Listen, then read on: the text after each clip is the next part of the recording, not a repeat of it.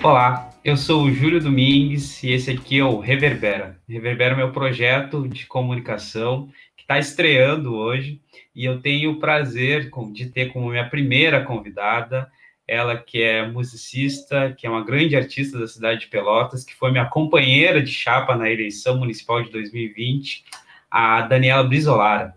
E eu quero primeiro te agradecer, Dani, por aceitar esse convite, te desejar uma ótima participação aqui comigo nesse bate-papo que a gente vai fazer, né?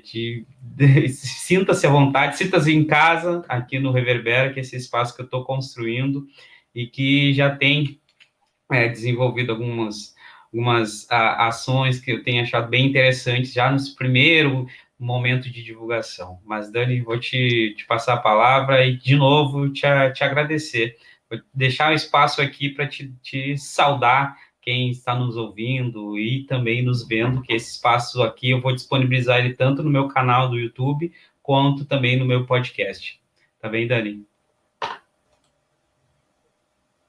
Tá bem, então, Júlio. Então, antes de começar a apresentação, né, efetivamente, eu vou me descrever, tá? Eu sou uma mulher negra, que hoje sou o cabelo preso, tenho o cabelo escuro, castanho bem escuro, estou de óculos, um batom, cor chocolate, de blusão preto e uma manta com uns detalhes aqui em branco, azul e meio brilhosinho, tá? Eu fiz essa descrição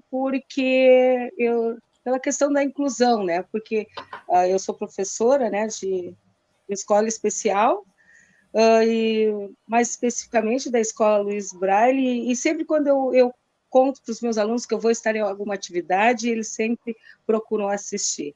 Então, primeiro comecei com a descrição. Eu quero dizer que é um grande prazer poder estar aqui nesse programa, me senti extremamente honrada pelo convite do Júlio, o Júlio que, para mim, ele é mais que um camarada de partido, né, mais que um companheiro político. Eu tenho o Júlio como um amigo, né? Posso dizer até o irmão mais novo. Eu não vou dizer que o Júlio pode ser meu filho, porque senão eu vou passar a minha idade, né? Eu também não quero que a mãe dele fique chateada comigo. Mas o Júlio sabe que mora dentro do meu coração. E uma das coisas que eu digo assim, que às vezes, num contexto geral, e principalmente no contexto que nós vivemos hoje, a maioria da população está muito descrente da política, né?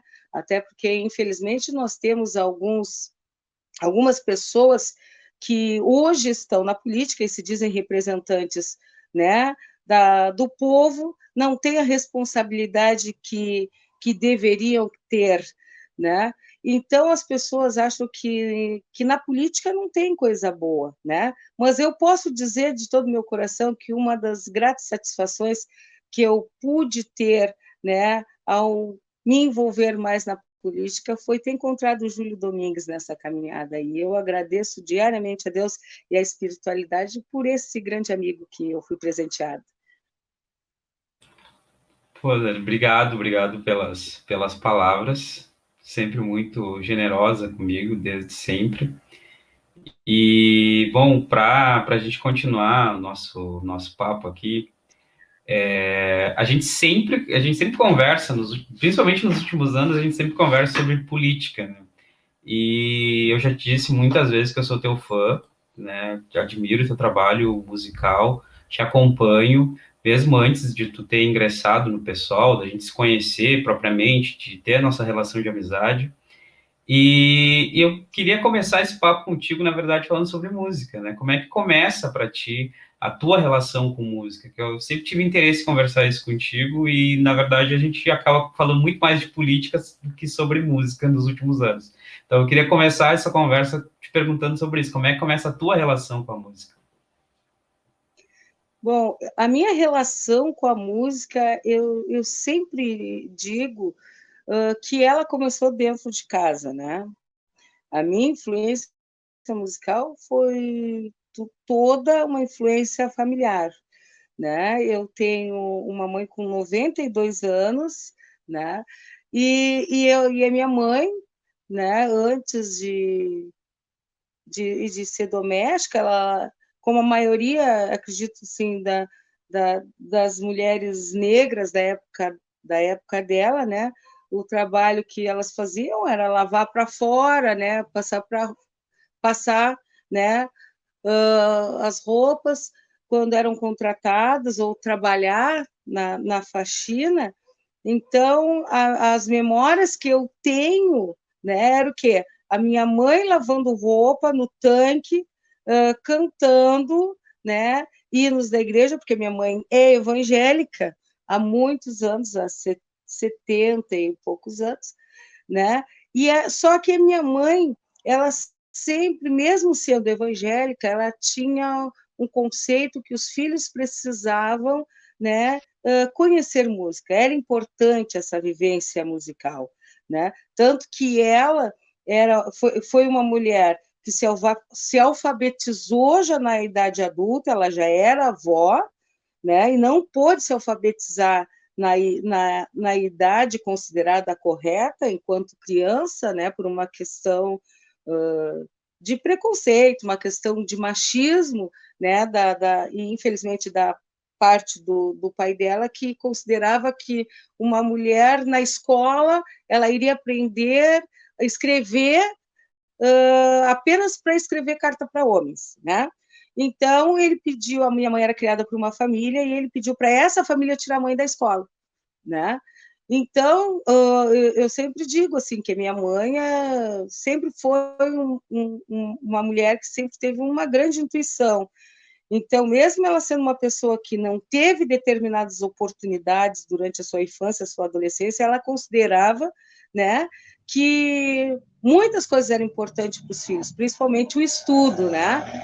Então, ela não tinha estudo, mas ela formou com seus filhos, né, porque teve muitos filhos, né, uma bandinha. Então, essa bandinha, ela saía para fazer serenata na casa dos vizinhos. Então, tinha um aniversário, o presente era serenata.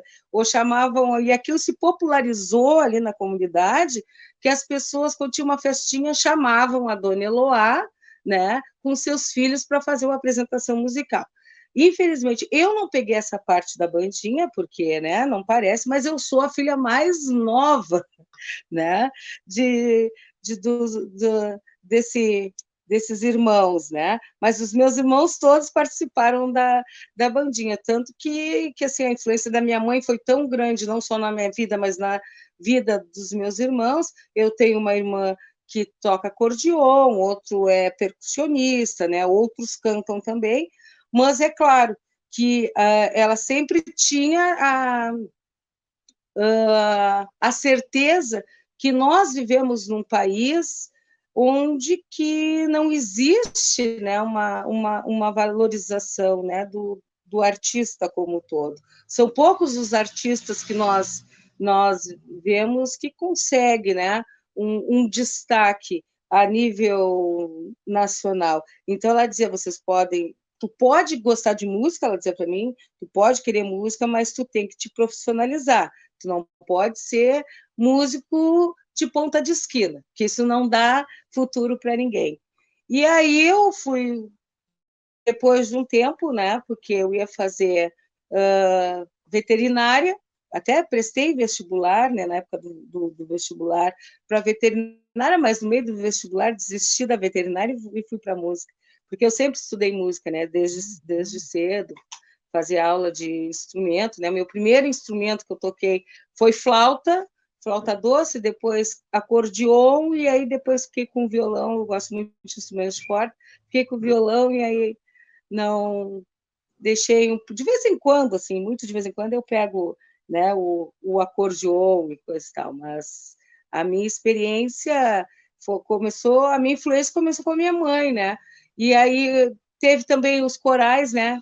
Porque minha mãe faz parte da Igreja Batista, e a Igreja Batista sempre valorizou muito essa questão, né, de coral, então eu sempre cantei em coral infantil, e aí fui crescendo, aí chegou na minha adolescência, Aí eu fui cantar no coral da Universidade Católica, cantei nos principais corais aqui de Pelotas, né?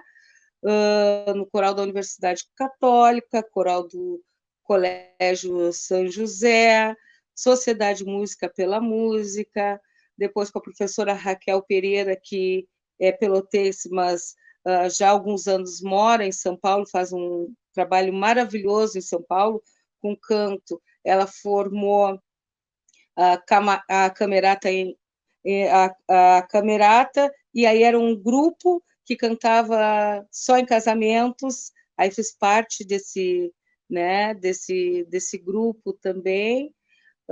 Cantei no coral do Instituto de Letras e Artes, quando eu era estudante, né, de artes na Universidade Federal, coral da Universidade Federal de Pelotas, e hoje faço parte do coral, né, Vox, que é um projeto de extensão da Universidade Federal também. Carreira extensa.